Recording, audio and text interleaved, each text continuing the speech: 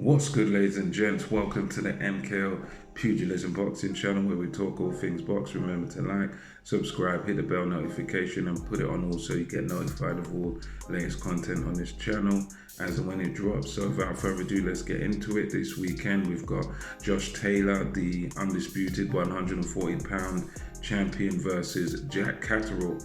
And this is a fight where obviously Catterall, he could have fought Josh Taylor earlier. I think it would have been last year now, but he decided to step aside, allow Josh Taylor to fight in unification versus Ramirez. Josh Taylor wins that, and now here we are with Jack Catterall as a mandatory challenger. I think with this fight, it's very hard to pick against Josh Taylor. Catterall is a good boxer. He's pretty slick.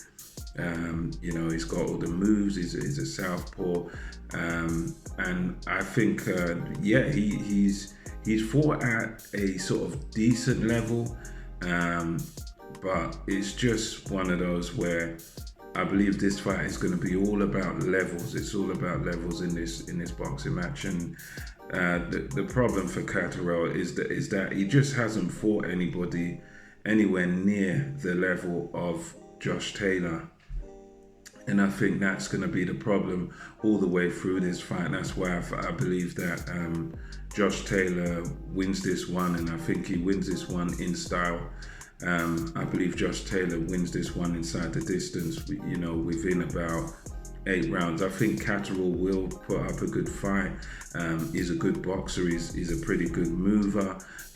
Not the biggest of punchers, because I think if he did have a bit more of pop in his punches, then it may have stood a better chance. But I just can't see him seeing the 12th and final round against Josh Taylor. Josh Taylor, for me, is just far too accomplished. Was able to beat, guys like Regis Prograis, who was a very, very good fighter. He won that tournament, which was very impressive, the Muhammad Ali Trophy, where there are a good few light welterweights in there.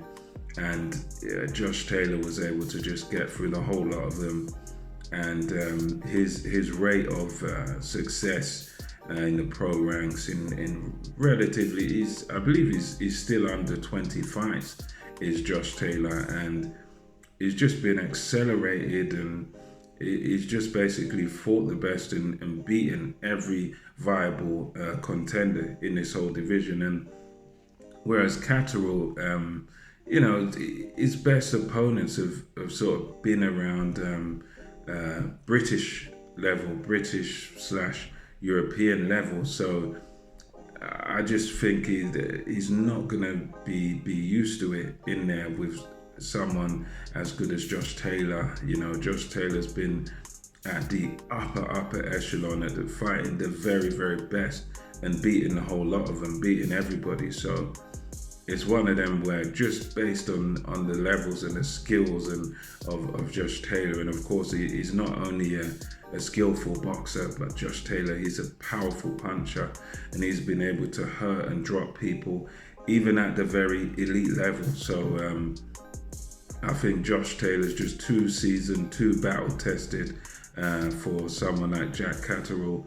I'd be very, very surprised if there was an upset where Catterall was able to pull this off. I just can't see any way that he can. I don't think he can outbox Josh Taylor.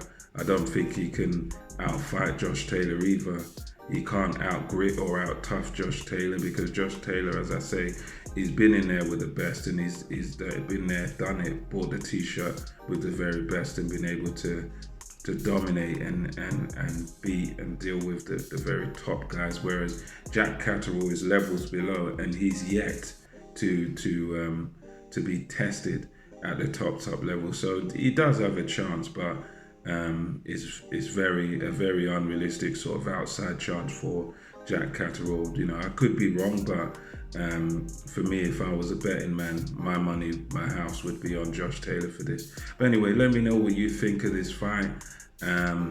Let me know whether you think Catterall perhaps does have a chance, or if you, like me, think it's one of those where it'll just be a matter of time and Josh Taylor stops him inside the distance. Let me know your opinion on this one. And until next time, it's MKO Pugilism over and out.